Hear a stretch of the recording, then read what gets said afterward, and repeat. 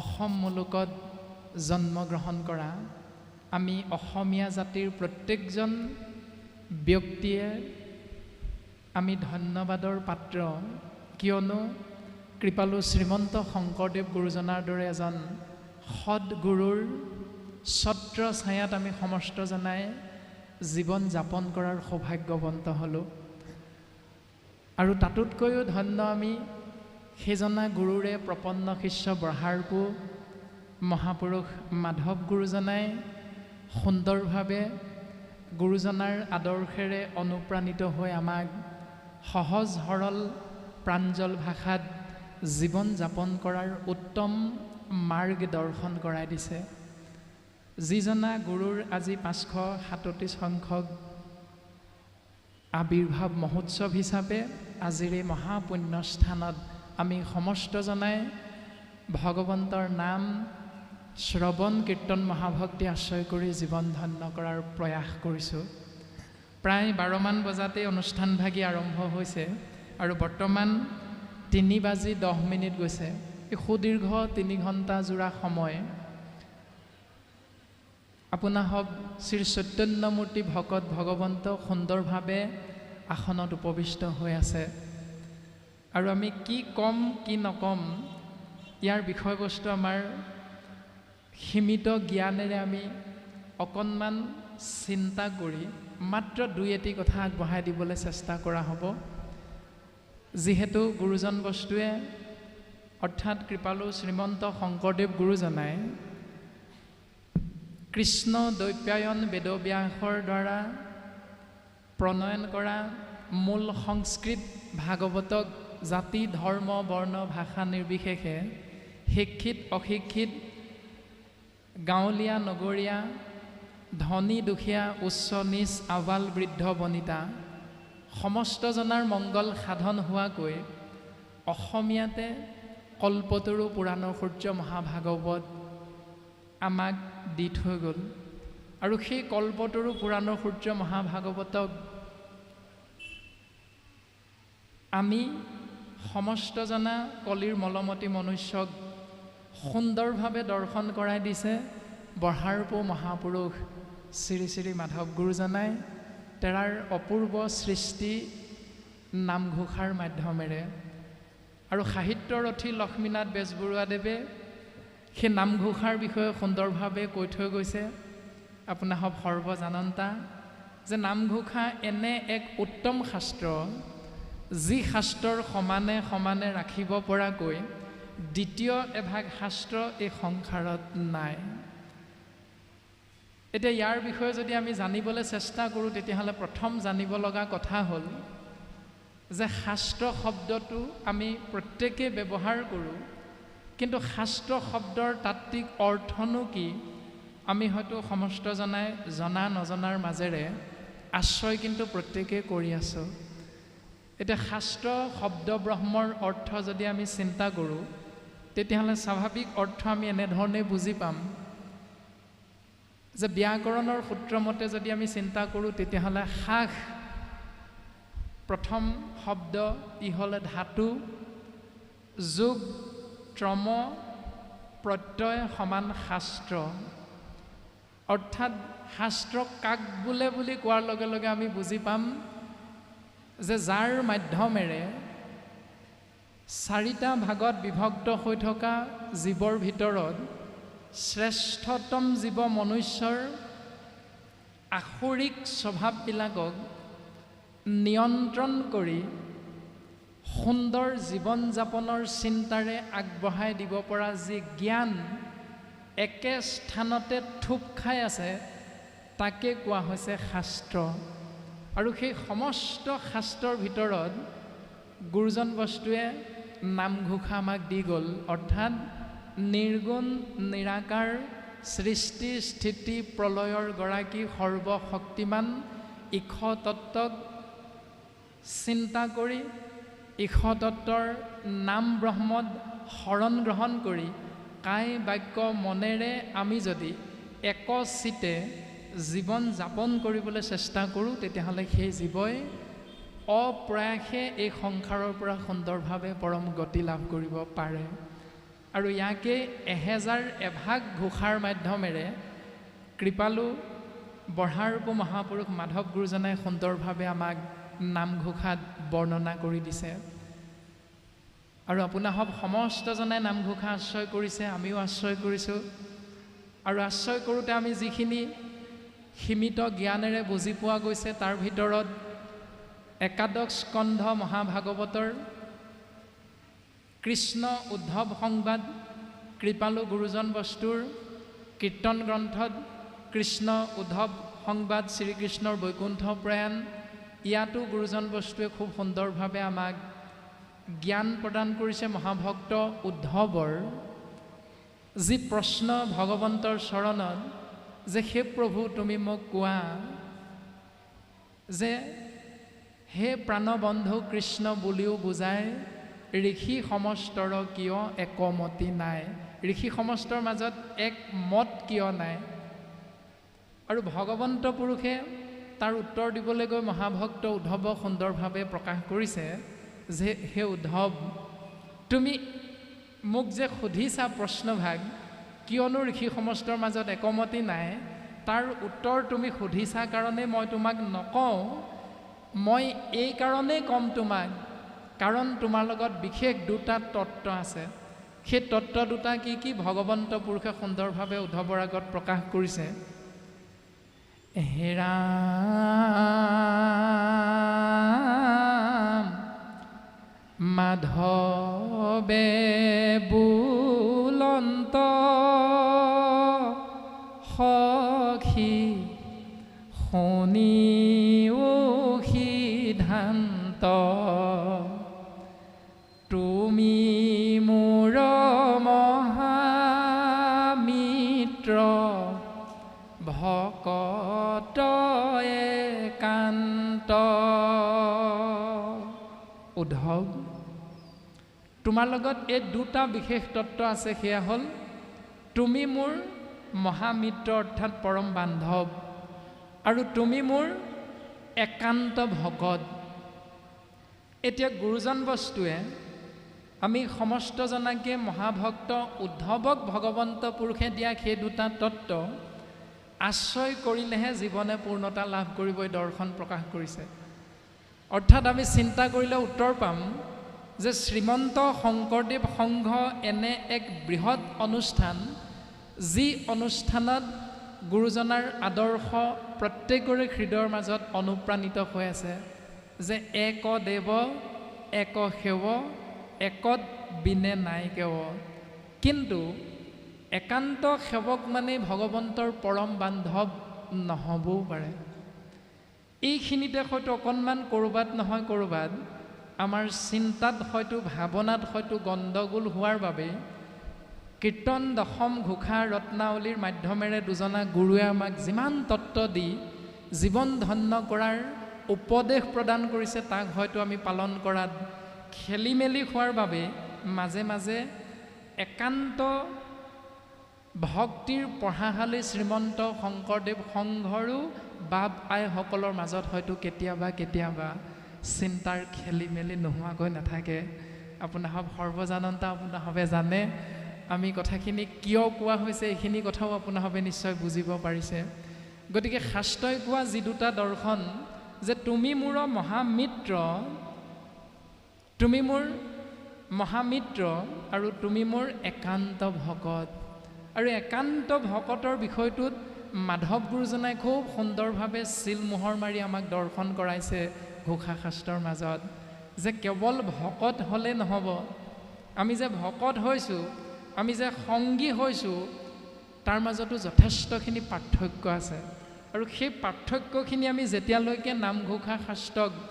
হৃদয়েৰে অনুধাৱন নকৰিম তেতিয়ালৈকে হয়তো আমি পূৰ্ণাংগ ৰূপত এই সংসাৰত হয়তো বৰ্তি থাকিব নোৱাৰিম। আমি আজিৰ ল'ৰা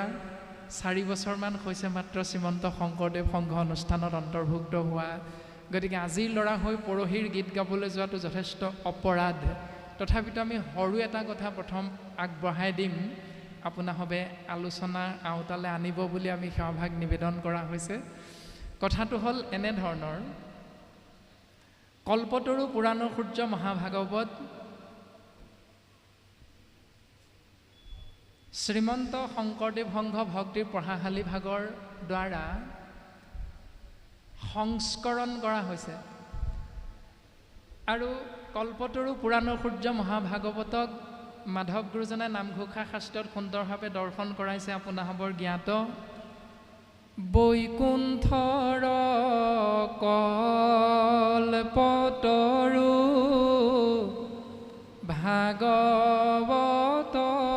শাস্ত্ৰ ইহাৰ উত্তম ফল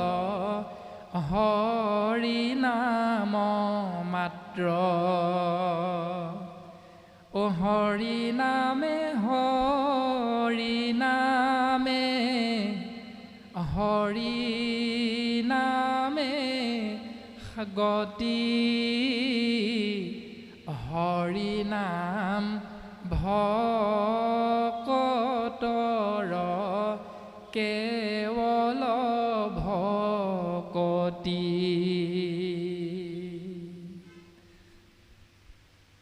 হৰিনাম হ'ল ভকতৰ কেৱল ভকতি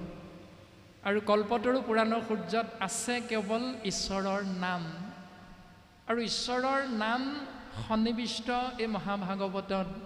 আমাক বিভিন্ন স্থানত অসমত আমি আপোনাসৱৰ আশীষ ধন্য হৈ অনুষ্ঠান কৰি থাকোঁতে বিভিন্নজনে সোধাৰ কাৰণেহে আমি আপোনাসৱৰ মাজত কথাটো আগবঢ়াই দিয়া হৈছে যিহেতু ভাগৱত ভাগ ভগৱন্তৰ নাম আৰু সেই নামক যেতিয়া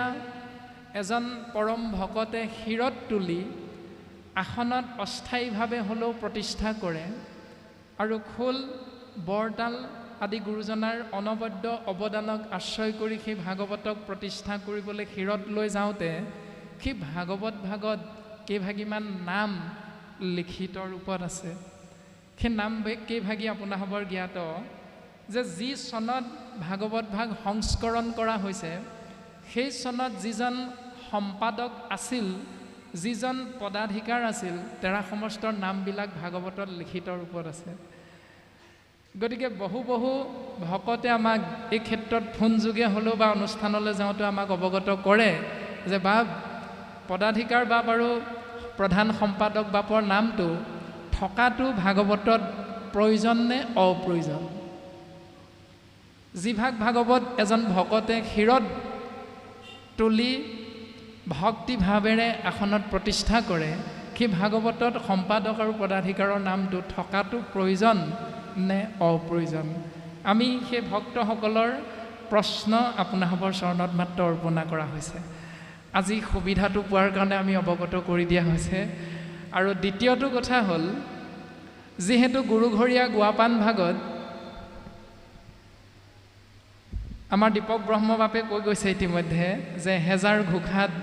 1000টা সাধু কথা আছে আৰু সেই সাধু কথাৰ এটি সাধু কথাত কৃপালু গুৰুজন বস্তুৱে এটকা চাৰিঅনা গুৰুঘৰীয়া গোৱাপানত অৰিহণাৰ ব্যৱস্থাটো এটা কাহিনীৰ মাধ্যমেৰে কৰি থৈ গৈছে এইটো আপোনাসৱৰ জ্ঞাত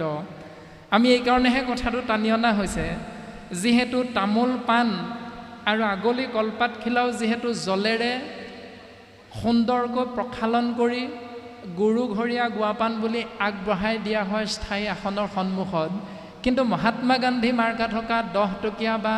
50 টকীয়া পইচাটো ধুই দিব পৰা নাযায় সেইকাৰণে সেই ধুই দিব পৰা নোৱাৰা সেই পইচাটো গুৰুঘৰীয়া গোৱাপান ভাগত দিয়াটো প্ৰয়োজন নে অপ্ৰয়োজন আপোনাসৱ যিহেতু জ্ঞানজ্যেষ্ঠ বয়োজ্যেষ্ঠ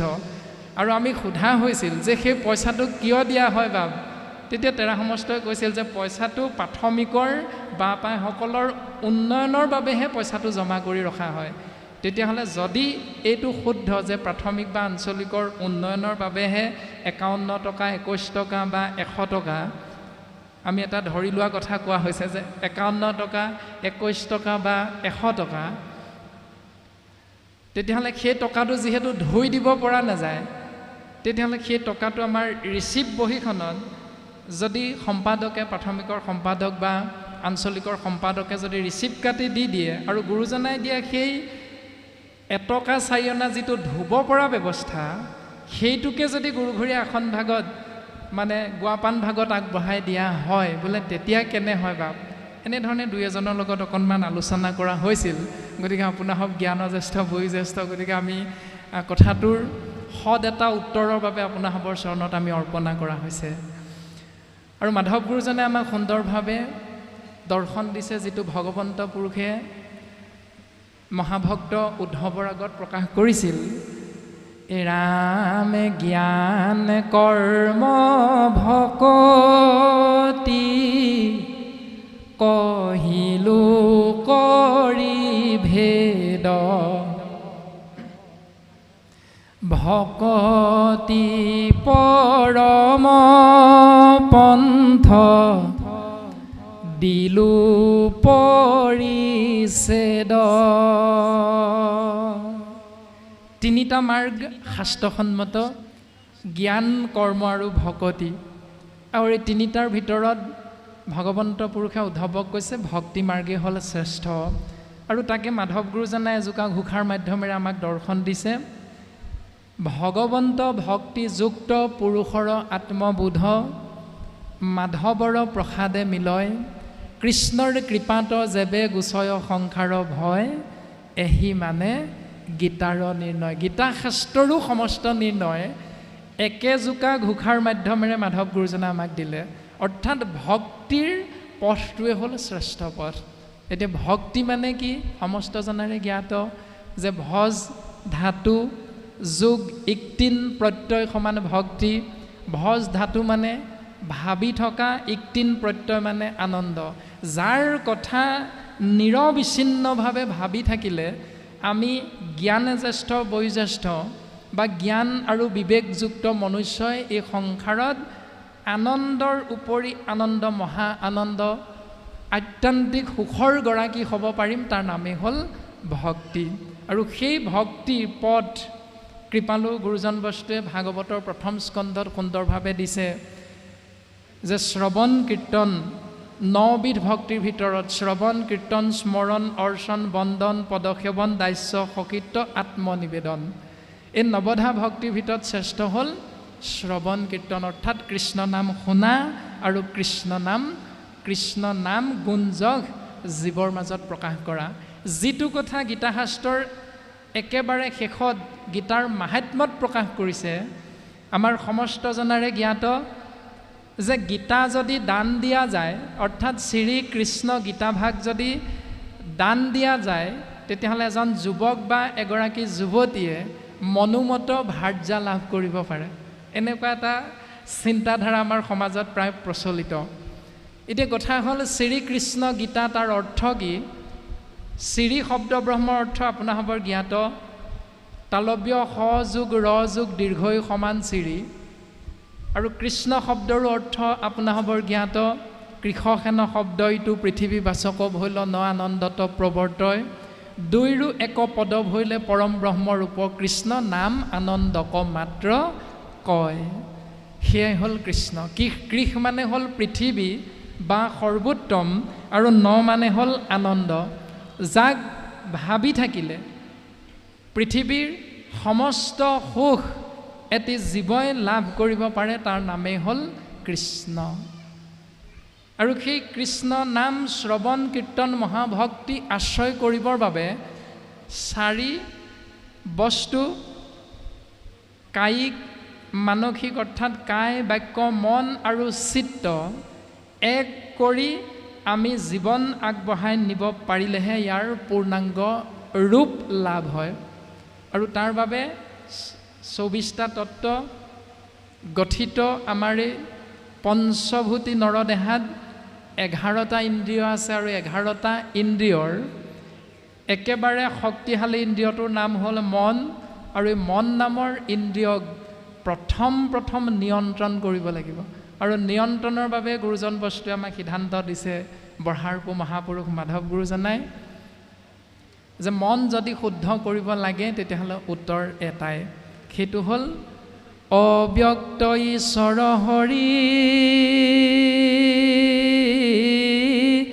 কি মতে পুজিবা তাংক,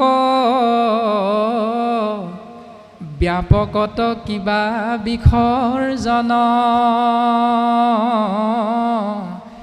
এটাৱন্ত মূৰ্তি শূন্য কেনমতে চিন্তি বাহা অ ৰাম বুলি শুদ্ধ কৰা মন ৰাম বুলি শুদ্ধ কৰা মন এটা ৰাম বুলি আমি প্ৰত্যেকে কৈ আছোঁ আমাৰ নিৰ্দিষ্ট বক্তা বাপজনাই কৈ গ'ল আৰু আমি সমস্তজনাই প্ৰত্যেক মুহূৰ্ততে ৰাম কৃষ্ণ হৰি বিষ্ণু ৰাম কৃষ্ণ হৰি বিষ্ণু আশ্ৰয় কৰোঁ বিশেষকৈ ভক্তিৰ প্ৰভাৱশালী শ্ৰীমন্ত শংকৰদেৱ সংঘত এনে এজন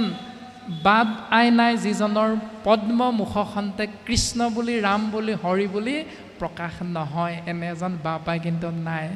গতিকে এনে ভক্তিৰ প্ৰভাৱশালীৰে মহিমামণ্ডিত আমি বাপ আইসকলৰ মাজত কিয় খোৱা কামোৰা হয় এইটো কিন্তু আটাইতকৈ গুৰুত্বপূৰ্ণ বিষয় শাস্ত্ৰত ঠিকেই কৈছে অৰ্থাৎ শাস্ত্ৰ গুৰু হবে শিষ্যৰ কৃপাই শুদ্ধ উপদেশ দিব শিষ্য হবে শুদ্ধভাৱে নাচৰিলে তাৰা হবে কি কৰিব এখন প্ৰাথমিক দুখন প্ৰাথমিক তিনিখন আদি ধৰণে ভাগ হৈ গৈ আছে আৰু কথাখিনি আপোনাৰ হবে ইতিমধ্যে গমো পাই গৈছে আমাৰ হৈ যোৱা অধিৱেশনতো গোটেইখিনি কথা আপোনাৰ হ'বৰ জ্ঞাত গতিকে ৰাম বুলি ক'লে গুৰুজন বস্তুৱে জীৱৰ মন শুদ্ধ হয় বুলি কোৱাৰ পাছতো ক'ৰবাত নহয় ক'ৰবাত হয়তো আমি পালন কৰাৰ ক্ষেত্ৰত ৰাম কৃষ্ণ হৰি বিষ্ণু নামত আমাৰ খেলি মেলি এটা নিশ্চয় আছে অৰ্থাৎ চাৰিটা শব্দ ব্ৰহ্মেৰে আমি জীৱন যাপন কৰিবলৈ প্ৰত্যেকে চেষ্টা কৰোঁ সেই চাৰিটা শব্দ হ'ল আন মাৰ কাট খাওঁ আনিব লাগে মাৰিব লাগে কাটিব লাগে আৰু খাব লাগে তাৰপাছত গুৰুজন বস্তুৱে সেই চাৰিওটা শব্দ ব্ৰহ্মৰ শুদ্ধ ৰূপটো প্ৰকাশ কৰিলে যে আনিবা মাৰিবা কাটিবা খাবা কোনো কথা নাই কেইটাই কৰিবা কিন্তু তাৰ আগত শাস্ত্ৰসন্মতে আৰু চাৰিটা শব্দ শুদ্ধভাৱে যোগ দিয়া সেয়া হ'ল গুৰু দেৱ নাম আৰু ভকত এতিয়া আমি কওঁতে ঠিকেই কওঁ গুৰুক দিম দেৱত দিম ভকতত দিম নামত দিম কিন্তু কাৰ্যক্ষেত্ৰত হয়তো পালন কৰোঁতে আমাৰ অকণমান খেলি মেলি হৈ যায় তাৰে প্ৰমাণবিলাক আপোনাৰ হবে জানে মেট্ৰিক পৰীক্ষাৰ সময়ত যে প্ৰাথমিকৰ 2-4জনমান ভকতক আমি আবাহন কৰোঁ আমন্ত্ৰণ কৰোঁ যে বাভকল আমাৰ সন্তানে মেট্ৰিক পৰীক্ষা দিব বা হায়াৰ ছেকেণ্ডেৰী পৰীক্ষা দিব গতিকে আপোনাৰ হবে যাব পাঠ অকণমান আগবঢ়াই দিব লাগিব এনেধৰণে আমন্ত্ৰণ কৰাৰ পাছত যেতিয়া শাস্ত্ৰসন্মতে আমি কথাখিনি বুজি পালোঁ যে দেৱতো তীৰ্থটো কৰি ভকতেহে বৰ ভকতক ভজিলে গুচয় কৰ্মজৰ ভকত সকলে যেবে কৰোঁ আশীৰ্বাদ তেবে সে মিলয় সেইটো কৃষ্ণৰ প্ৰসাদ কিন্তু যিদিনা পৰীক্ষাৰ ফলাফল ওলায় ফলাফলৰ দিনা কিন্তু ৰাতিলে এটা বেলেগ ব্যৱস্থা হয় এইটো প্ৰত্যেকৰে গৃহতে হয় কি শ্ৰীমন্ত শংকৰদেৱ সংঘ কি অনা সংঘ বুলি কোনো কথা নাই মাত্ৰ পাৰ্থক্য এটা থাকে পাৰ্থক্যটো হ'ল ৰক্তৰঞ্জিত আহাৰ কোনোবাই বুজি পায় কাৰণে গৃহত নুলিয়ায় আৰু কোনোবাই বুজি পায়ো হ'ব দিয়ে কি হ'বনো এদিনহে খাব এই বুলি কিন্তু প্ৰায় ব্যৱস্থাটো পালন কৰা হয় গতিকে তেনেকুৱা কিছু হয়তো খেলি মেলিৰ বাবে আমি ৰাম বুলি কৈছোঁ যদিও কৃষ্ণ বুলি কৈছোঁ যদিও হৰি বুলি কৈছোঁ যদিও ৰাম কৃষ্ণ হৰি বিষ্ণু জগত প্ৰসিদ্ধ নাম আশ্ৰয় কৰিছোঁ যদিও আমাৰো মাজে মাজে সেই কাৰণেই হয়তো আমাৰ খেলি মেলিবিলাক নথকা নহয় এইটো আমাৰ সীমিত জ্ঞানৰ সীমিত চিন্তা মাত্ৰ আপোনাসৱৰ চৰণত অৰ্পণ কৰা হৈছে যে ৰাম শব্দৰ ৰা পদ ভৈল প্ৰচণ্ড বহ্নি নিশ্চয় ম বায়ু সমেঁ অধৰ্ম অৰণ্য দহিয়া ভস্ম কৰে ৰাম শব্দৰ ৰা হ'ল প্ৰচণ্ড বহ্নি মানে জুই ম হ'ল বায়ু আৰু দুইটা যেতিয়া লগ হ'ব অগ্নি আৰু বায়ু তত্ত্ব যেতিয়া একেলগ হ'ব তেতিয়া কেঁচা পকা ধনী দুখীয়া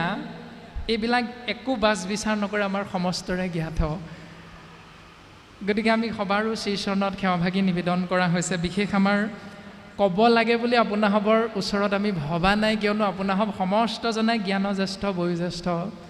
গতিকে জ্ঞানজ্যেষ্ঠ বয়োজ্যেষ্ঠ আপোনাসৱ পিতৃতুল্য দেউতাৰ আগত